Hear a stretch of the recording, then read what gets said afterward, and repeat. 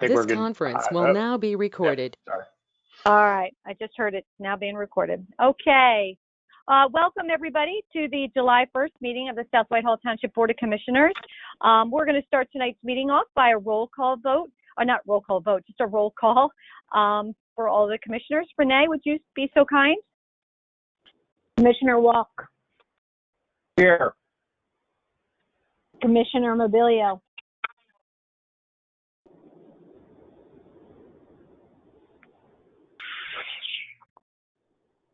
Matt Matt, you're on Mobilio.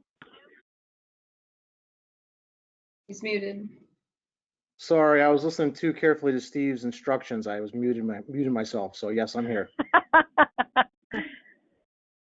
Commissioner Sutton.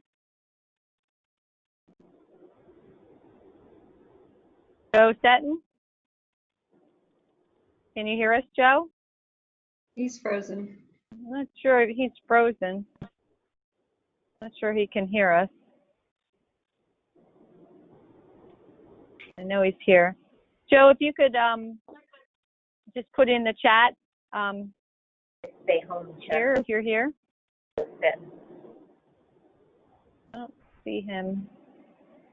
He's still here. He's frozen. Yeah. Keep going, Renee. We'll come back to Joe. Hopefully he'll get his computer. He's here. He just sent a note. Commissioner Kelly. Here. Excuse me. And Commissioner Morgan.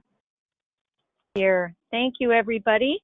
Next on our agenda, I would like to do our Pledge of Allegiance. If everybody would please just join me in a Pledge of Allegiance.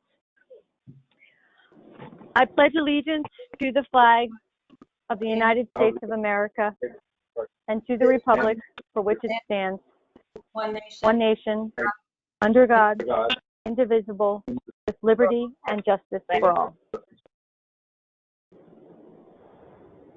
Thank you, and wish everybody a happy 4th of July, Independence Day, which is coming up here this weekend. Very exciting. I'd like to note that all public sessions of the South Whitehall Township Board of Commissioners are electronically recorded. The electronic record is kept until the minutes of the meeting are approved and destroyed if a request is not made to retain the electronic version at that time. We will move right into our agenda this evening. On our agenda for consideration and possible action are our June 17th Board of Commissioner meeting minutes. They are in the board's packet on page 3, so I'll give the board a minute or two just to look over those with any questions or comments. We did have we had everybody present at that meeting. Commissioner Morgan, I do have one addition to page 10, the discussion that the commissioners had about Weir's Dam. We did also talk about at the top of the page there. So there's a paragraph with me, but I also brought up the idea of looking at grants for dam rehabilitation and noted the National Dam Rehabilitation Program as something that we could potentially look into. So I would like that included to the minutes if we could. What section were you talking about, Diane? That was right under, is it under C? In my paragraph, you can just add it to the end of that. Okay. Any other questions or comments?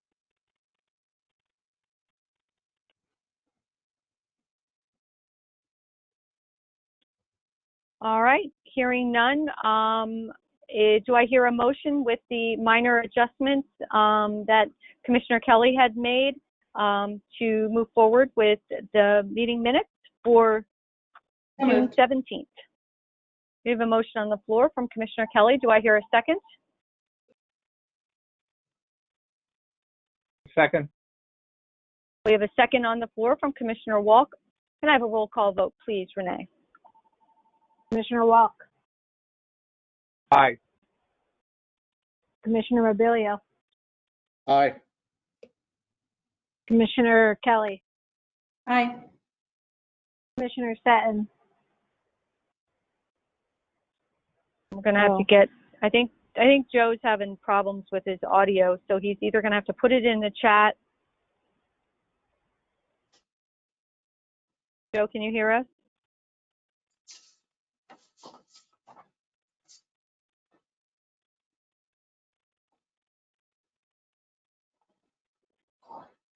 Commissioner Sutton, can you hear us or put something in the chat? He's writing in the chat, I believe. Okay. Yes. Okay. Commissioner Sutton voted yes. Commissioner Morgan. Yes. Motion carries. June 17th, 2020 Board of Commissioner meeting minutes with the minor modifications mentioned by Commissioner Kelly passes. All right. We have no ordinances or resolutions this evening for consideration, but we do have a variety of motions for consideration and possible action. The first on our list this evening is a motion requesting permission to award the bid for the Jordan Road Guide Rail Replacement Project. Mr. Herb Bender, are you with us this evening? Would you mind presenting on such topic, please? Sure. Good evening, Commissioners. Public Works has solicited 3 quotes to replace guide rail along Jordan Road Bridge. This bridge is going to be inspected in November. This work will bring the bridge guide rail back up to standards. We would like to award the work to Tri-Borough in the amount of $5,413. This project was budgeted for 2020 in the amount of $50,000. We did do a lot of work with everyone here. We had a meeting. Oh, somebody's having a. Okay, sorry, Herb, go ahead. That's okay. We had an on-site meeting with all 3, Tri-Borough, Anchor, and ABE Fence, and ABE chose not to bid the job. We are going to use a lot of the parts that are there, and we do have some parts in stock. So that's how we were able to get the price for a lot less than we had budgeted. I'll say. Great. Thank you, Herb. Are there any questions or comments for Herb? And thank you, Herb, for putting that energy and time into looking at the best ways to cut the costs on that. That's amazing. Are there any questions or comments from the board?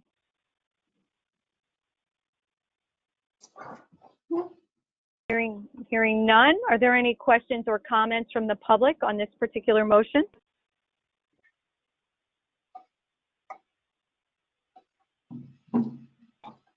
All right, hearing none. Do I hear a motion to move forward with permission to award the bid for the Jordan Road Guide Rail Replacement Project in the amount to Tri-Borough in the amount of $5,413? So moved. I'll make We have a motion on the floor from Commissioner Kelly. I heard another, I think, was that Commissioner Sutton who said something afterwards? Yeah, I'll second it. All right, we have a second from Commissioner Sutton. Can I have a roll call vote, please, Renee? Commissioner Walk, Aye. Commissioner Mobilio, Aye. Commissioner Kelly, Aye.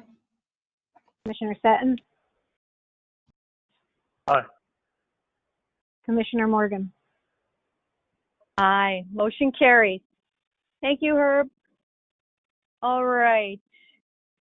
Next this evening, for consideration and possible action, we have a motion to withdraw the RFP for the Jordan Creek Greenway project. Randy and Mike, would you 2 gentlemen care to present on this one? I'm going to let Mike tackle this one. Excellent.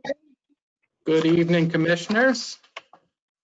As you know, back in early March, I believe it was the March 4th Board of Commissioners meeting, we approved the Jordan Creek Greenway RFP to go out, which again is looking at 2 miles of trail from Ware Mill Road out to Cedar Crest Boulevard. Right after the March 4th meeting, we were hit with the COVID-19 pandemic, which everyone's well aware of, and it slowed some things down. It was literally just a week or 2 after the BOC meeting.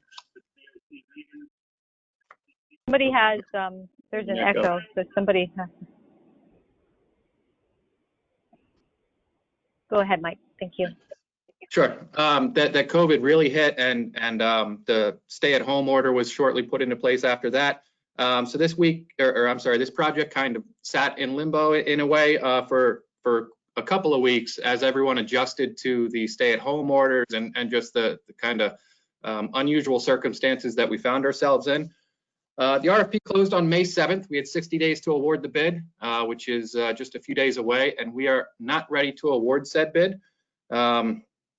We need to have all easements in place and/or right-of-ways and property lined up for the trail, and we are not quite there yet. So DCNR is recommending that we terminate the bid and move forward in a different phased approach, which we'll touch on in a little bit. I mean, DCNR understands that a pandemic is a very, very rare situation and that this curveball was kind of thrown at us, as it was with many other municipalities and projects going on. So again, DCNR is recommending that we terminate this RFP and proceed with the project in a different manner. So is the different manner the next motion for consideration? That's the phasing? Yes, yep. Okay. All right. So in essence, then, this is all in response to a timing and making sure we take a different plan of action at the recommendation of, you said DCNR. Correct. Yep. Excellent. Okay. Are there any questions or comments on this particular motion regarding the RFP for Mike or Randy from the board? All right, hearing none. Are there any questions from the public? And Joe Zader, from a legal standpoint, I assume staff, you know, there's no, we're fine. This has all been worked through. We're good to go. Absolutely. Excellent, excellent. All right. That being said, do I hear a motion to withdraw the RFP for the Jordan Creek Greenway project and proceed in a different manner as described by Mr. Cookett? Do I hear said motion? We have a motion on the floor from Commissioner Kelly. Do I hear a second? I'll make a second. Second from Commissioner Morgan. Can I have a roll call vote, please, Renee? Commissioner Walk, Aye. Commissioner Mobilio, Aye. Commissioner Kelly, Aye. Commissioner Seton, Aye. and Commissioner Morgan. Aye. Motion carries. Thanks, Mike. So I take it you're going to go right into the next one, which is a motion for consideration to award phase 1 of the Jordan Creek Greenway design project. Absolutely. So as I said, the RFP process has been withdrawn now. Thank you all very much. And DCNR's recommendation then is, because we did go through the RFP process and because we are in such a unique situation, they've granted permission to the township to simply select a contractor to work with without going through another RFP process. And they suggested that we do this in a phased approach, meaning that phase 1 would be through the design work needed through Cover Bridge Park, which is township property that we do currently own. And then phase 2 would be down the road as we get the necessary easements in place to continue the trail and connect it all the way to Cedar Crest Boulevard. We would like to work with Michael Baker moving forward on this project in this phased approach. We spoke with them about phasing this project out, and they came back with a phase 1 price of $119,570. Everything is outlined in their phase 1 proposal, and they may even help with the securing the necessary easements that myself, Randy, and the Wildlands have been working on here for the past few months. Excellent. And that would be included in their price as well, Mike? Correct. So this would be for phase 1. And then once we had rights to or ownership of the land needed to go out to Cedar Crest Boulevard, and we determine which route we're going to take, then we would be able to come back and award phase 2 at that point. So on the screen that we had up first, which had the blocks and Michael Baker, Barry, I said SSM, that one. So is that a combination of the 2 phases, the total cost? Correct. That is what came in as the total RFP cost to connect from Ware Mill to Crest. Gotcha. Okay. Michael Baker was the lowest bid for that portion. Excellent. Are there any questions or comments from the board on this particular motion for consideration this evening? I just had one question. Is this part of that cost, is half of it is paid for with a grant, or is that all township funds? No, half of that is paid for with a DCNR grant. Okay, so the grant is in place? Correct. Yep. Okay. And then the other half comes out of our general fund, or is that open space money? Believe this one is budgeted for in the general fund. Correct, Mike. Thank you. The Greenway project, yep. Yep. All right. Any other questions from the board? Any from the public? All right. That being said, I will make a motion to move forward with phase 1 of the Jordan Creek Greenway design project. Do I hear a second? Second. I'll second. Second from Commissioner Kelly. Can I have a roll call vote, please, Renee? Commissioner Walk, Yes. Commissioner Mobilio, Yes. Commissioner Kelly, Aye. Commissioner Seton, Aye. and Commissioner Morgan. Aye. Motion carries. Thank you, gentlemen. Looking forward to that. That's an exciting project. Absolutely. Thank you. All right. You're welcome. Next this evening, under motions for consideration and possible action, we have the UGI request for waiver. This was a subject matter we talked about at a previous meeting. I believe Randy and Attorney Zader can speak to this subject and brief the board on where we stand. Thank you, President Morgan. Solicitor Zader here. When UGI started looking into this Get Gas program to bring natural gas to one of our neighborhoods, it was discovered that a township ordinance would require that the entire area be milled and overlaid. And because of that, it would make the project cost prohibitive and UGI would not be able to proceed with that project. So based on that, a very modest ordinance was adopted by the township commissioners back in May, and it provides for a waiver procedure, and it would allow the commissioners to waive the provisions of that ordinance by looking at the impact of the proposed excavation on the neighborhood, the need of the applicant to provide service to property owners in the area, and the general public health, safety, welfare, and convenience. And after that ordinance was enacted, the UGI again was requesting its waiver. There was a preference, a concern expressed from the dais that wanted to make sure that the residents in the area were well aware of this situation before the waiver would proceed. So I have in front of me a form of letter that I believe UGI sent to the neighborhood, but I'll let them talk about that. The letter gives a great deal of information about the proposed project, and at the end, it also invites the public to participate in tonight's meeting and discuss it, ask questions, and the like. So with that backdrop, I'll turn it over to a representative from UGI, who I believe may be present. Excellent. Hi, Hugh Harris here, project engineer with UGI. Thank you for the introduction. That was exactly correct. May 20th was the meeting I presented at. The takeaways from that meeting were to better inform the public of exactly the impact of the project.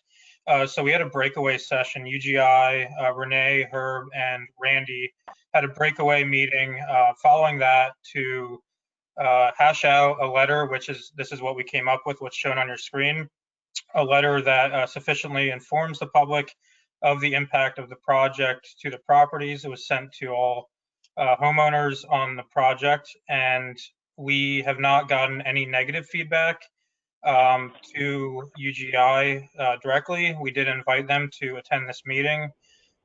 So that's where we stand. We only got positive feedback from interested homeowners on the project. So like what was said, we're looking for the waiver for the ordinance that requires us to be in the roadway. We would like to go in public township right away in the grass for installation of this gas project, so that the cost is not prohibitive and it gives residents the option to convert. So that's where we're at.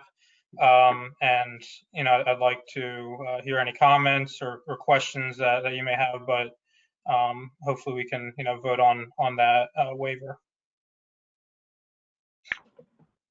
Thank you, Hugh.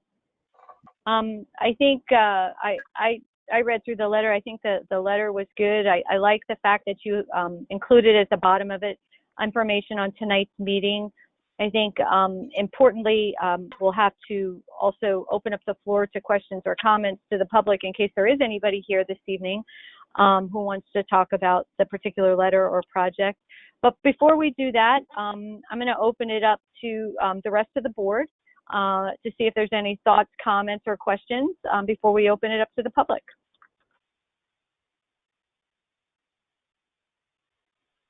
Any concerns, questions from the board?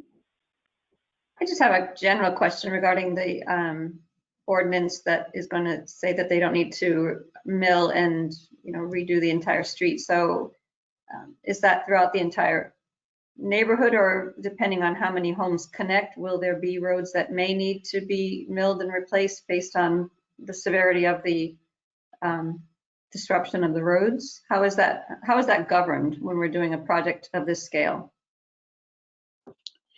Diane, well, I could certainly try to explain it. I think Herb may be the better person to do so. Hope I'm not putting you on the spot, Herb, but I do have the ordinance here with me, so I can address it if need be.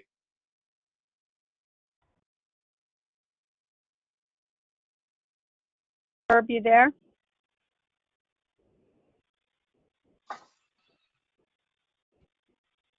Okay, well, Yeah, go ahead. I'm He's here, there. but it's cutting in and out. What was your question, Joe? It was Commissioner Kelly's question, and in essence, I believe the question is, to what extent would, in this case, mill and overlay be required, and what's triggering that to occur? When does this kick in? The mill and overlay would basically, there's no time limit on the mill and overlay. But the problem they have here is they have 12 years to do this project. So, and they're doing most of their work behind the curb. We don't have a layout of where they would cross the road, how many cuts, since they are going through the grass area. And with the 12 years, it would be hard to have them do a mill and overlay because it's just a 12-year project. And honestly, if they do have to do a mill and overlay, it kills this whole project for these residents who, with the feedback, do want this to go through. Herb, is it fair to say that what triggers this being a requirement is that the UGA lines in part will cross the street from one side to the other, as opposed to just running within a right-of-way on one side of the street only? Yes, they will have to cross over also, yes. Herb, if I may add, my concern was on a particular street. So I guess I'm not understanding. So if it's a 12-year project, you're saying eventually they're going to mill and overlay all of it? No, they do not want to do the mill and overlay. So on a particular street. That's going to kill the project completely. So let's just assume on a particular street, there's 20 houses and 18 of them want gas. So there's a lot of road disruptions if they can't get into the right of ways. So on a road like that, where is the discretion for, might there be some roads that this does need to be done on based on the effects on the township roads, as opposed to maybe one street only has one house or two houses? Yes, I understand what you're saying. There could be a street, you are correct, that only has two cuts. There could be one where every house wants to hook up. Right. So there will be more cuts there.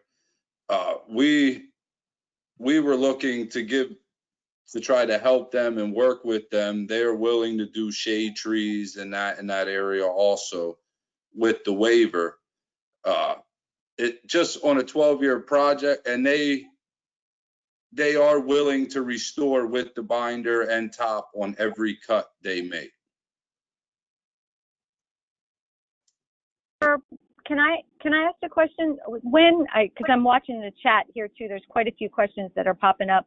When is that area, and I apologize for not knowing the list, when is that area due to be completely repaved in general? How are they on our list?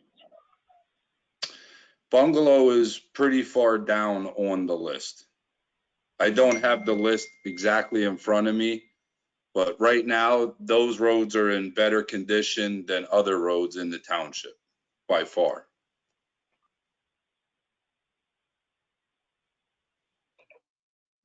So it appears I'm trying to follow some of the comments and the chats. You know, it appears that there's a lot of people, well, not a lot, but there's a lot of comments. I'm not sure if it's a lot of people, but I know there's a lot of comments coming through. Well, what will this do to the road? Will it be all patchwork? Will it affect the integrity of, of the road itself? You know, when is the road due to be paved again by the township as a whole? You know, all those different things. I think that's the main concern and questions that are popping up. And what about the residents? The question comes up, what about the residents who are not interested in gas? How will this affect them and the road in front of their home and in their areas? I'm just trying to kind of compartmentalize some of the chat and questions coming through. We'll have to open it up to the public then. No, I think it's important to clarify too. Herb, let me say something quick, but I believe the majority of the work is going to occur right away, but residents would have the option to connect for up to 12 years. Hugh, is that correct? Gotcha.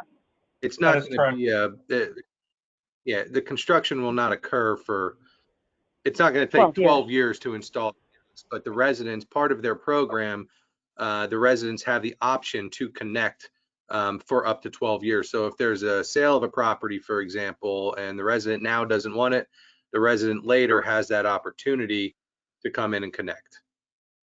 Correct. I see one question that I'll address. It's really a legal question from T&M. It says, do homeowners have the right to deny excavation for the gas line project? Well, Joe, can I just stop you there? Because we've had a problem with people not identifying themselves and their address. I know we haven't been enforcing that. Can we please get who T&M, what that person's name is and their address, please? Sure. Since this was on the chat, I'll let them respond accordingly and we can move on until then. Yeah, I see someone had put their name and address in there under South Whitehall Citizen. Well, that's South Whitehall Citizen. We need T&M, whoever T&M is. If you could give us your name and address, that's important for the record.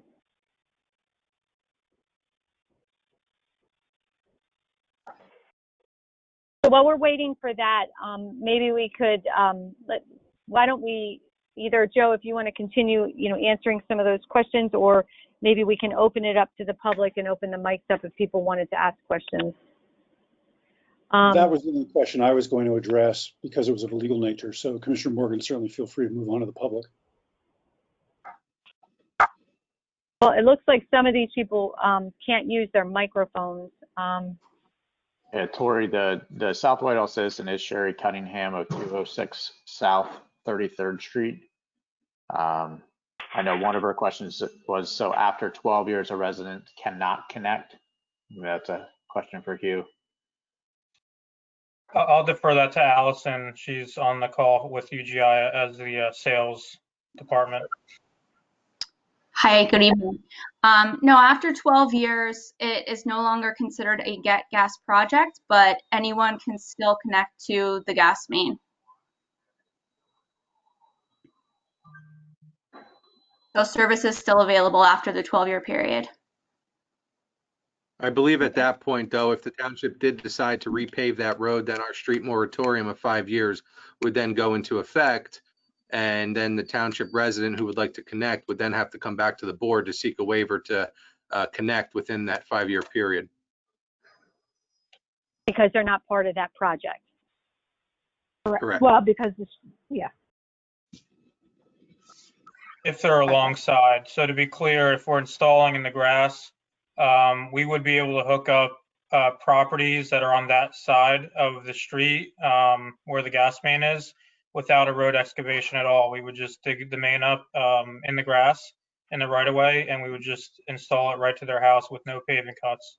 So the only ones that would be disturbing any paving would be the ones that are on the opposite side of the street. Okay. So Hugh, the letter you sent, that was sent via mail, correct? In the mail? That's correct. All right. And then, you know, one of the other questions that I saw on here, or not that I saw, but that I personally have, is from a percentage standpoint, of that neighborhood, of the amount of people in that neighborhood, do we have a percentage of the amount of people that are looking to have a gas hookup? So we received some responses from our initial canvassing letter, which is in the neighborhood of what we usually receive for a canvassing letter, about 3 to 4% positive response. But we use demographics, age of house, current fuel usage to gauge the project areas for future potential future use and conversion. So, you know, based on those demographics of this area, we feel it's a strong project, and that over time that approximately 65% of people would be interested in converting.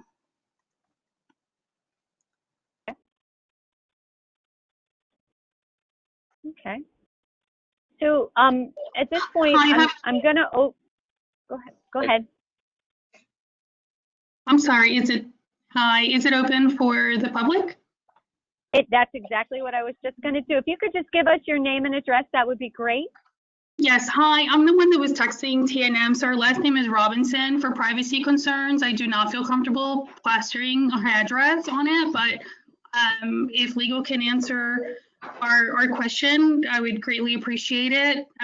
So some of us are not interested in the project, and I wanted to know if the residents who are not interested, if they have a right to say that they don't want UGI to excavate by their property. And the second question is for some of the residents who have well water. That is another concern. Is the well water going to be affected? And are those folks, those residents, going to have to be forced to use city water? So it's a two-part question. Thank you. So Joe, do you want to handle the legal question, and then the water question, Randy or Herb, or could probably Tony. answer that one, or Tony? Sure. Yep. The question, Ms. Robinson, do property owners have a right to deny excavation for this project? The answer would be no if the line is going to be run in public right-of-way.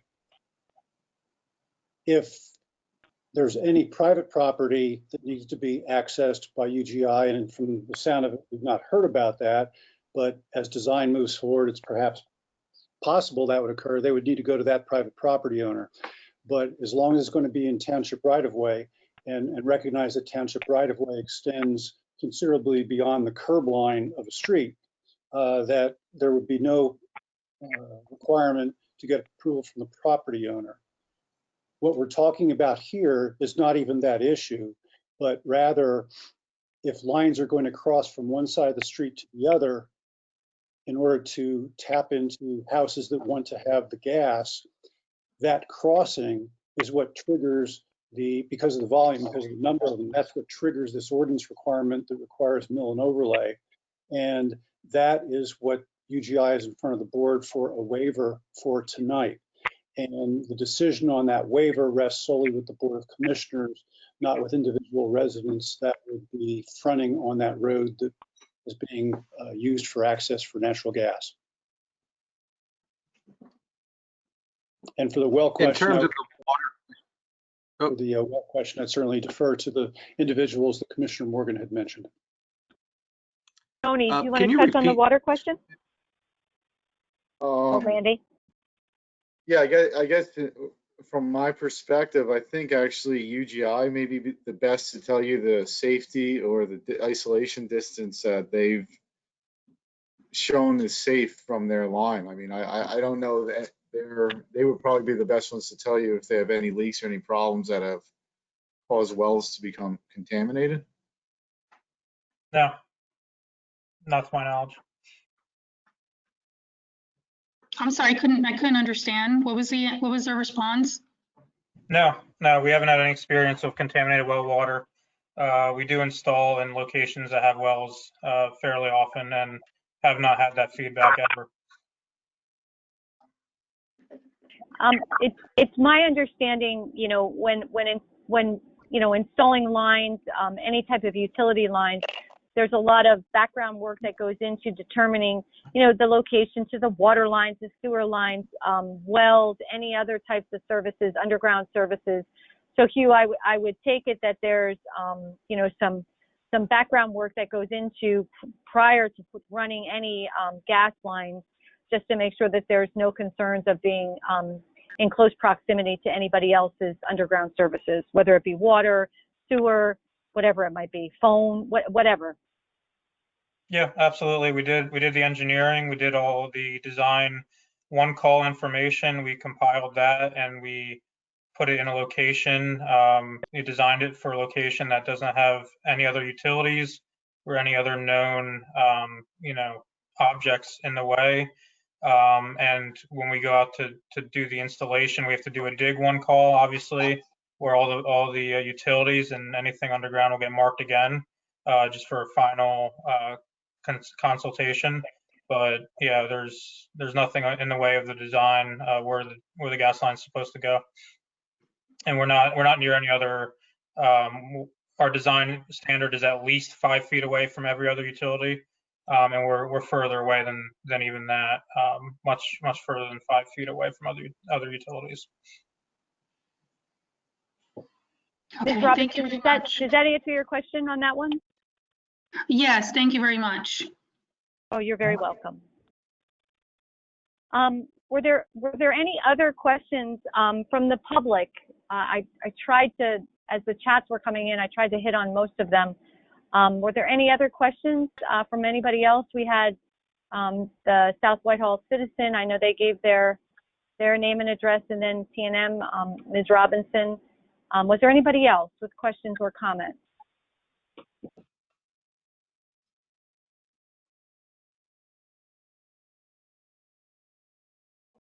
Okay. Did the board, prior to closing this up for conversation and moving on to possible motion and action, did the board have any other questions or comments? I have one more question. I'm not sure if it's for Attorney Vader or for Herb. What assurances can we give to the public on the line that are concerned about the roadways if things aren't to their satisfaction safety-wise or, you know, paving-wise? Can we let them know that there is a way to get in touch with the township, and we would certainly, you know, make sure that UGI is adhering to the township rules so that they've got a way to have their voices heard if something were to go, you know, differently for them.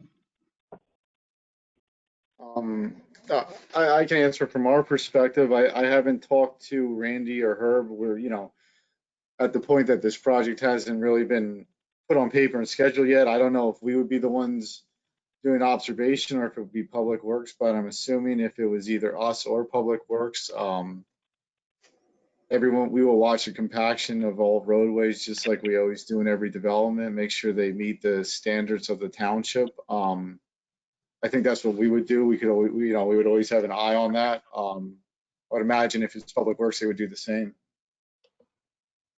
It seems to me that there's a lot of engagement with this type of project with UGI. Certainly we're not the first. This isn't their first rodeo, so they've done this other places. And with the concerns that some of the residents may have in this particular area, and I can't see any reason to think that if there was something that a resident or had regarding the road, they wouldn't just reach out directly to our Public Works or even UGI specific to see how we get that rectified. I think everybody's been very upfront and engaging, even through just the initial discussions on this. So I would hope that would continue throughout the entire project. Perfect. Yeah, I can add a bit to it. We guarantee our paving cuts for multiple years. So we've been working with Jim Bally and Public Works to funnel any requests to fix those cuts, and we get on them immediately. And we've had good feedback on the specific contractor we use for paving, and they've worked well with Jim Bally and the Public Works department before. Excellent. Thank you for that. Hi, it's Ms. Robinson again. Can I ask a follow-up question to that? And thank you very much for the dialogue. I understand that UGI would be going on the main street. How far into residents and homeowners' property are they going to excavate, or not at all? A good question. Including the lawn and the driveway. So the general design is about 3 foot, 2 to 3 feet off of the edge of pave. So you're not talking about too far into the grass at all. And typically we try to avoid all driveway cuts. There wouldn't be a reason to cut up a driveway unless there was a water line, a public water line that we had to spot as we crossed it. With a lot of these being wells here, there wouldn't be water lines to cross. We would not excavate a driveway in most scenarios here. So we're just talking about a grass cut, and generally would be 2 to 3 foot off the road. I believe the township has about 10 to 15 feet off edge of road here. So we're not going deep into the grass. We'd like to avoid that. We'll go 2 to 3 feet off edge of pave.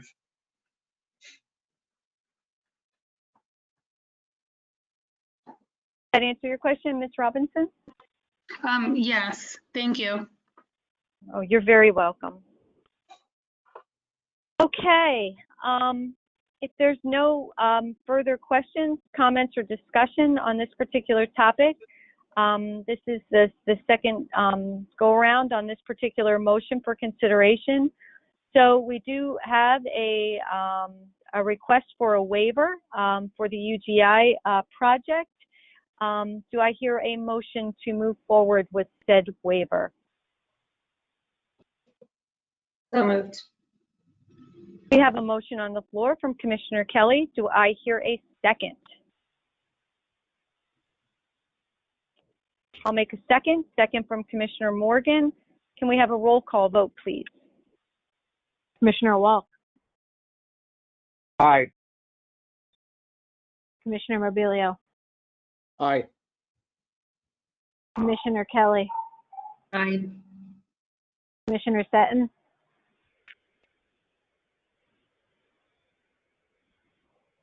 did we lose Commissioner Seton?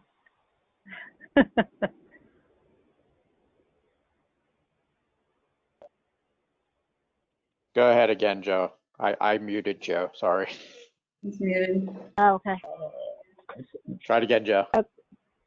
Joe, Commissioner Seton, okay. Yes. And Commissioner Morgan. Aye. Motion carries. Hugh, and I want to thank you for coming back again and giving some further explanation. I do want to just remind you that there are some residents that are very, just based on the conversation that we had, that are very concerned and have questions. So I do hope you hold up your end of the bargain and stay very engaged with those individuals. We are all very proud of our neighborhoods and our roads and our homes and our streets. And I think your project can definitely better the neighborhood as far as the service is concerned, but we don't want to make a new problem. So thank you for all the information you gave tonight, and we look forward to working with you and making sure that the project is a success the whole way around. Thank you. Thanks for your time. Appreciate it, everyone. Thanks. Thank you. All right. Next this evening, under correspondence and information items, we have nothing set, but I did want to mention to the rest of the board and to the public and to staff, myself and Renee Bickle, I believe Commissioner Kelly was also on the line last night. We listened in on the virtual, the Lehigh Valley Planning Commission has a general assembly of local governments that they hold every year.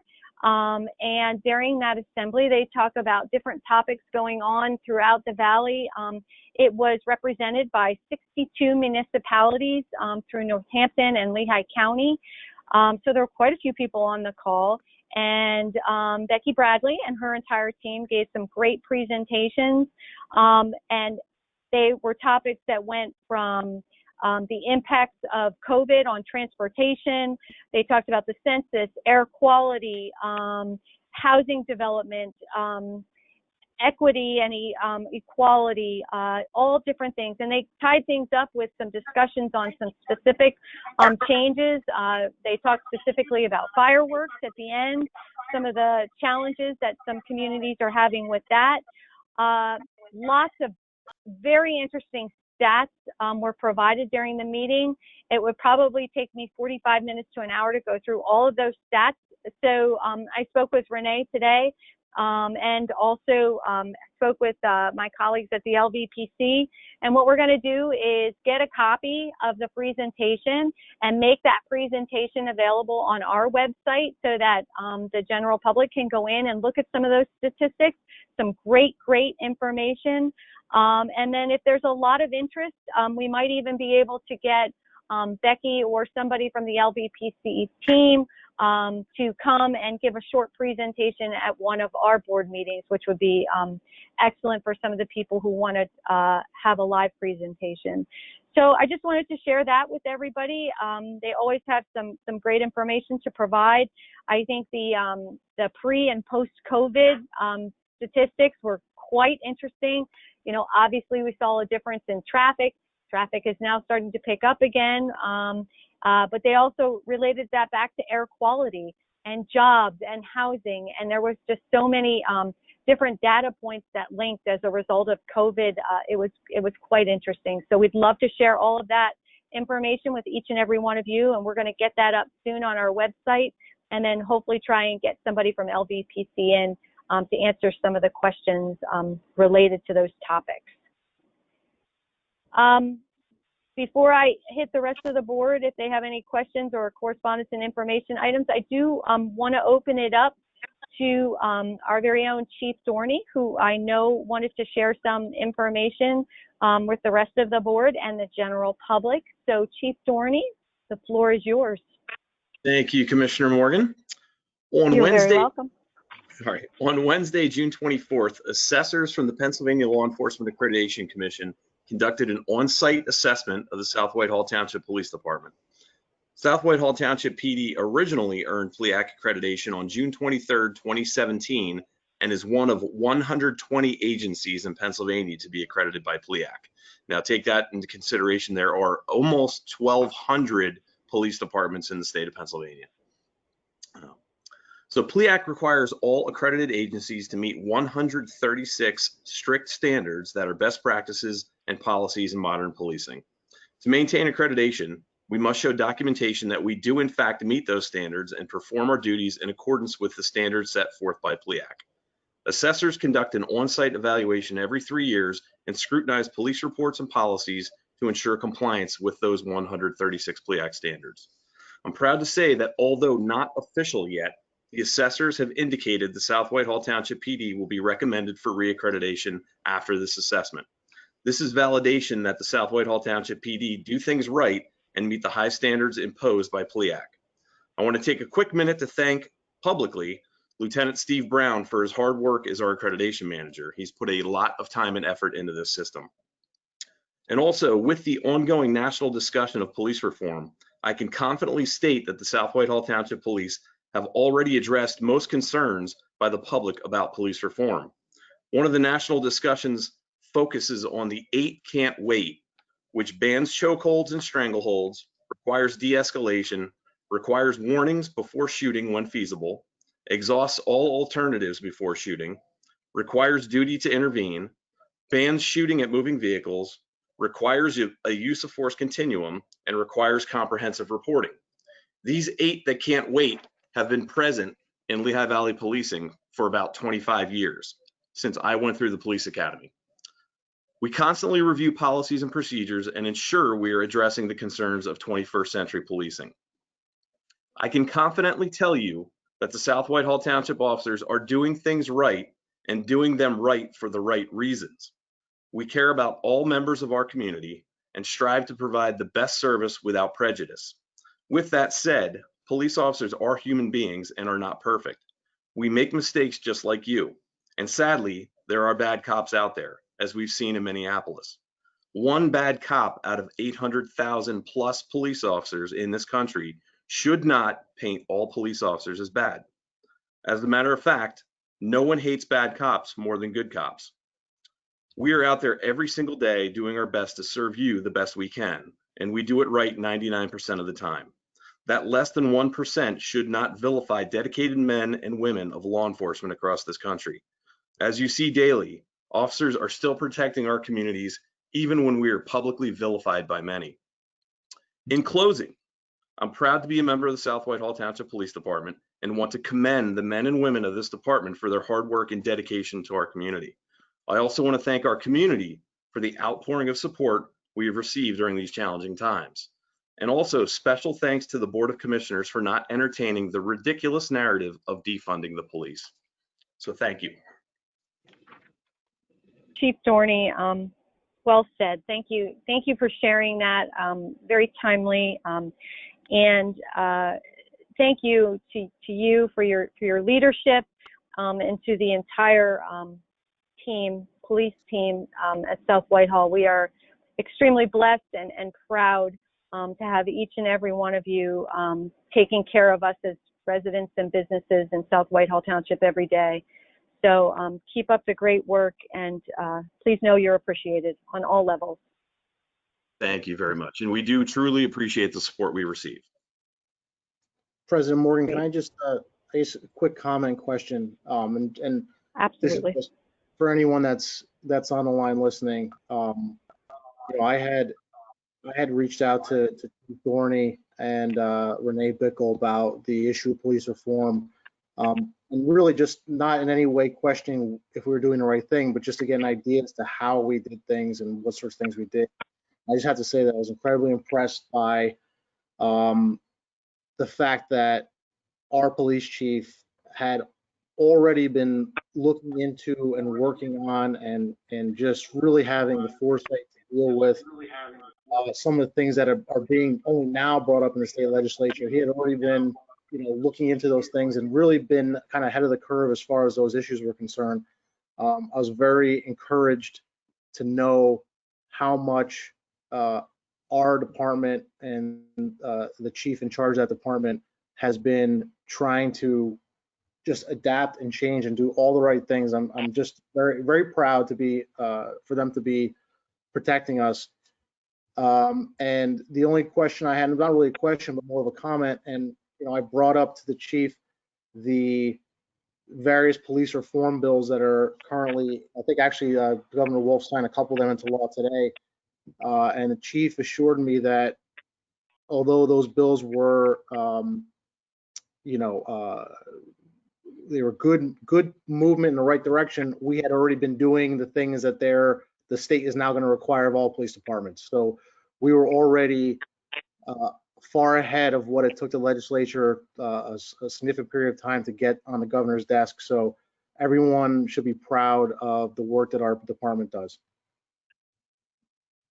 Thank you very much. And it is, to be accredited in the state of Pennsylvania is a great feat, and it shows the dedication and the true fact that the officers are out there doing the right things for the right reasons for our community.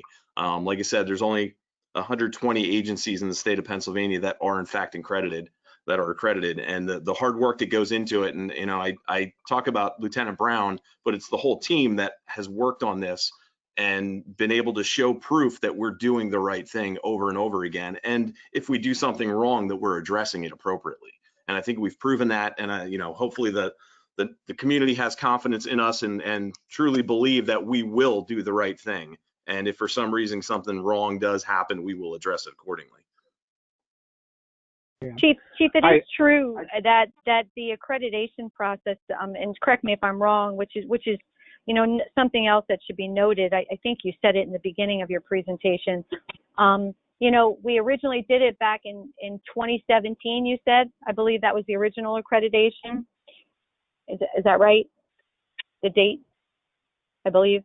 But there's a reaccreditation process that happens every so many years, which, you know, speaks volumes. This is an ongoing process, so we're constantly on top and bettering ourselves every single day, and that speaks volumes to the dedication and of every one of the men and women on this police force, which, you know, people don't see on a day-to-day basis. There's a lot of work and energy that goes into doing what they do and staying at the top of their game every single day. So thanks again for sharing all that information. Thank you. And it is every 3 years we get reaccredited, and we have to show two proofs for each standard for every year in between. So it is a lot of work that goes into it. It's almost a full-time job just to strictly do accreditation. And even though without accreditation, that is one thing that the community can certainly believe, that we look at policy almost every day. And we look at current events, current trends, what's new, and reevaluate what we do on a regular basis. So this isn't something that, you know, everybody's talking about police reform because of the George Floyd incident. We've been looking at police reform and keeping up with our standards every single day before any of this happened. So, you know, this isn't something new because something bad happened. We do this every single day to make sure that we are in fact doing the right thing. Great. Yeah, Thank you. Thanks for sharing. I'd simply like to also thank Chief Dorney for providing leadership and maintaining and regaining our accreditation, and for, as he said, continually evaluating policies and procedures, especially in the area of police reform. And Chief, you've been a great leader since you've joined us, and we can't thank you enough. But as others have done, I also want to thank each and every person in our police department, because after all, it's every single person who undergoes the training has to adapt it into their work practices, and it's every single person in the police department who lives and breathes what is required for our police department to be successful going forward into the future. So thank you to all of you.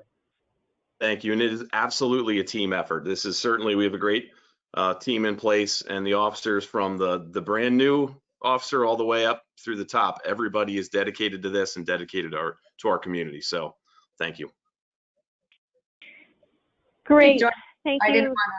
I'm sorry, Commissioner Morgan. I just wanted to also just join. I don't want to be too repetitive, but Chief Dorney wanted to just publicly also thank you for your leadership, even going back to 2017 to have the department accredited back then, and to all the men and women in uniform who keep us safe. So thank you to all. Thank you. All right. Any other thoughts or comments?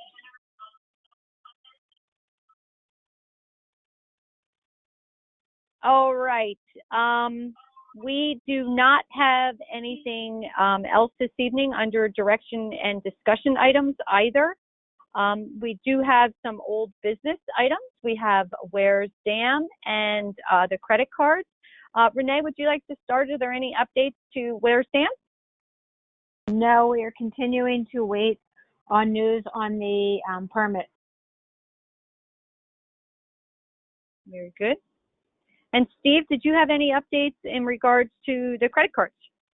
I do, which I know I reached out to the board earlier today. I am going to wait probably another couple weeks before I go completely live. There's a couple wrinkles that I want to make sure that we're completely ironed out and tested on before we roll out the new system for everybody on refuse and the brand new one for water and sewer. So give me a couple more weeks to just make sure that everything's perfect before we go live.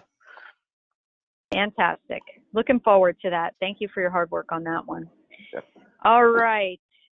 Now is the opportunity for courtesy of the floor for anybody to approach the board on any non-agenda items. Did we have anybody this evening, Steve, that sent in for courtesy of the floor?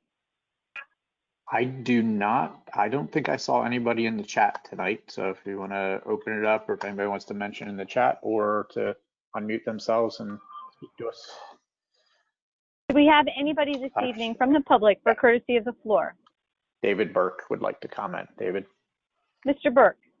Yes, thank you. With Dorney Park opening, I guess it's either the end of this week or next week. I was just wondering if the township has interacted with Dorney Park to make sure that they're operating or having visitors come in a safe manner. I know one of the concerns is that people come from other areas into the Lehigh Valley, and specifically they've done a lot of busing in the past. Some of the big cities have been hotspots and so forth, and I was wondering if we have talked to them about that to make sure that things will be done in a safe manner. Well, I can assure you, Mr. Burke, that there has been discussions on that. Renee, I'll defer to you to give a little more detail, but from what I understand, they have a complete screening process before anybody can even enter the park, which includes temperature checks, the whole works. Renee, did you have anything that you wanted to add? Dorney Park has been very diligent on how they will allow visitors to come into the park to ensure everybody's safety. Did you want to add anything, Renee? That's correct. They do have a plan, and that's between Dorney Park and essentially the state. They have to follow guidelines, but they do have a limited number of reservations for people entering the park, and it's not quite the capacity that they were at in the past. But yeah, Dorney Park has their protocol that they're required to follow in accordance with their rules and regulations. Okay, but yeah, they have a complete plan in place for what they're required to do. Okay, thank you. All right. Monica Hodges has a question as well. Monica? Hi, thank you. I guess you know my address by now, 1707 Penn's Crossing, Allentown. My question is about a noise ordinance. Does South Whitehall have a noise ordinance? Well, Monica, I will defer that question. Renee, do you want to talk about that one? We are in the process of working on that. We do you are want to give an update? We are in the process, and I believe Tom Harper, who is our is he on the call? Yes, I believe Tom Harper. Are you here, Tom Harper? Yes, I am. Hi, Tom Harper. Hi, everyone. Yes, Monica, we have been diligently working on an ordinance, and so I will turn it over to Tom. It will be coming before the board shortly. It is an ordinance, and I can let Tom talk a little bit about that. Okay. Yes, it's a ordinance that covers several different aspects of quality of life issues involving noise basically throughout the township and through the years that I've dealt with noise. Currently, it's with Attorney Zader's office to get some final touch-ups done. And like Renee said, that ordinance should be coming back to us shortly, and hopefully we will get that taken care of as soon as possible. Because I know it has been something since I came to the township that people have asked myself quite a few questions. Is there going to be one, and when is it coming? So I've worked diligently on this one, and in cooperation with Chief Dorney, because the enforcement will be between obviously his department and code enforcement. And I think the ordinance covers just about everything that we can imagine. Yep. It's an all-encompassing basic nuisance ordinance, correct, Tom? Pretty much. I mean, just a couple little things in there. You know, dog barking. We put in, let's see what else, some loading and unloading issues, etc. So yeah, they would pretty much be common nuisance or situations where both the police and code enforcement could address to hopefully make things better for the residents. Yep. Quality of life, absolutely. How about fireworks? How about fireworks? Fireworks? Yes. Would it be possible? Okay, go ahead. Sorry. I'm sorry. There is a provision in there for fireworks, but with the current things I read today regarding the state re-evaluating their fireworks law, I don't know what effect that is going to have on a municipality the size of South Whitehall. It seemed that it's geared more towards Allentown, Easton, the bigger cities. But you know, that's something that I will talk to Chief Dorney about, and if we need to address it differently, we will. But for now, there is some language in there for that. And I can say the LVPC at the meeting that we had last night, there's a lot of different communities, large and small, that are looking for enhancements to their ordinances to address fireworks. So I think we're going to have some templates and ideas and thoughts that we can kind of filter through the LVPC to get something that works for South Whitehall. So there might be some opportunities there as well. More to come. And there's some more. Sorry, Mike, go ahead. Okay. I just have a quick comment based on any previous conversation I had with maybe a past commissioner and members of the police department.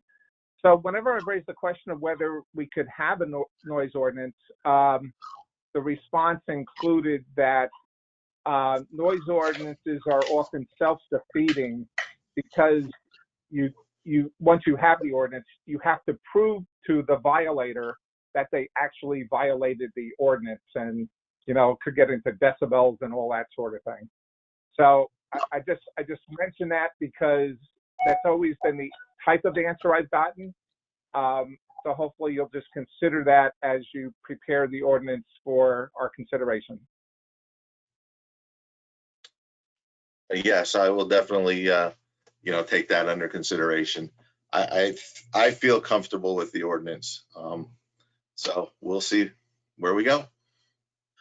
Yeah, Mike, I can tell you in the city of Allentown, we were very effective with a noise ordinance. We used that quite often, and the magistrates understood where it came from. And as long as we have all the terminology in there indicating how we justify what the noise violation was, the magistrates were very good with it. And fortunately, our magistrate in South Whitehall Township is a retired Allentown police officer who used that very same ordinance in the past. So I think he understands it and gets it.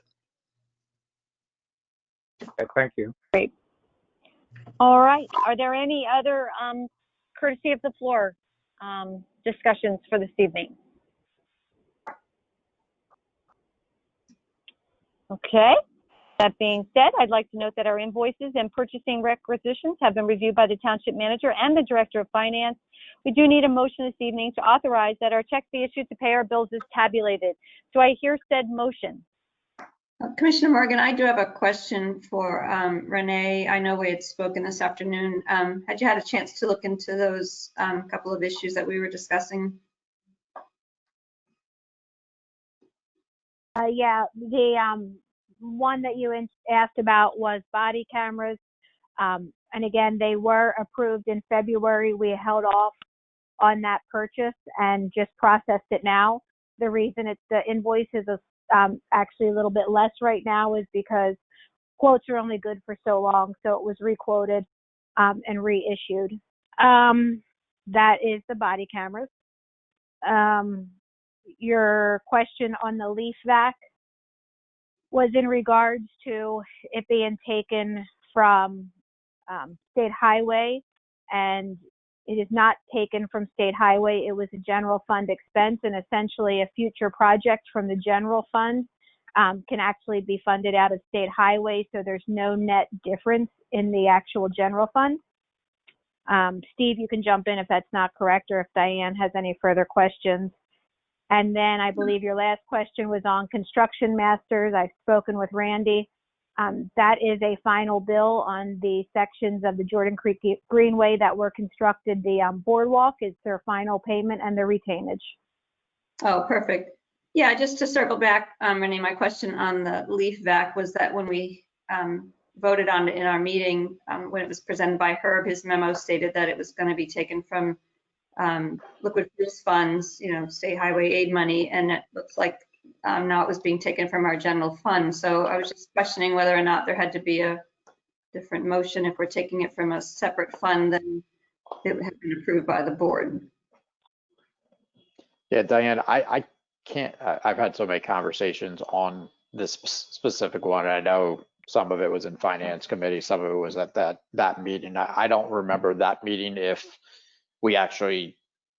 I corrected him on that or if I missed it on that memo, but the intention was because, and I think I stated this in that meeting, we can't buy a used piece of equipment with state highway aid funds. So the original budget was to buy a brand new $120,000 leaf vacuum out of state highway aid. So initially that's where that thing was budgeted, that item was budgeted, but since we were able to find the used one for $87.50, I think, we did need to use funds from the general fund to buy that, with the intention, there is the intention that if we come back with a street paving project that would not have been able to be funded by state highway aid under the current budget, but since we freed up that money from this machine, we'll be able to move that project from the capital funds or general funds over to state highway aid. So we will end up helping our general fund. So I just, off the top of my head, without going back to obviously the audio, if we have it from that meeting, that was the intention. The memo was probably incorrect, or definitely was incorrect. But initially that was budgeted in state highway, but we can't use that legally. Okay, so we don't, if it was voted that way, it just, I mean, do we need a separate motion to take it from the general fund is my question. Joe, that's a legal question. I don't know the answer off the top of my head. I think the best way I can respond is saying that while I don't think it's the case, I'm not certain as I sit here today. So rather than delaying things, why doesn't the board take that motion for consideration before actually approving this budget item? So Tori, it would simply be a motion to pay for the leaf vacuum out of the general fund. Okay, so then I'll make a motion just to kind of clear the question and make a motion that we take the funds needed for the used leaf vacuum out of the general fund and not out of the liquid fuels fund. I'll make that motion. Second. We have a second from Commissioner Kelly. Can I have a roll call vote, please? Commissioner Walk. Aye. Commissioner Mobilio. Aye. Commissioner Kelly. Aye. Commissioner Seton. Uh-oh. I think his audio. Commissioner Seton. Good. Thumbs That's up, actually me. He gets a little bit of feedback, so I've been the one muting Joe. I apologize for that. Yes. Yes. Yes. I think you said yes. Yep. Yep. Commissioner Morgan. Yes. Motion carries. All right. That being said, I'll also make a motion that our checks be issued to pay our bills as tabulated. Do I hear a second? Second. We have a second on the floor from Commissioner Kelly. Can I have a roll call vote, please, Renee? Commissioner Walk. Aye. Commissioner Mobilio. Aye. Commissioner Kelly. Aye. Commissioner Stetton. Aye. And Commissioner Morgan. Aye. Motion carries. We have no executive session planned for this evening, so I do need a motion this evening for adjournment. So moved. I have a motion on the floor from Commissioner Kelly. Do I hear a second?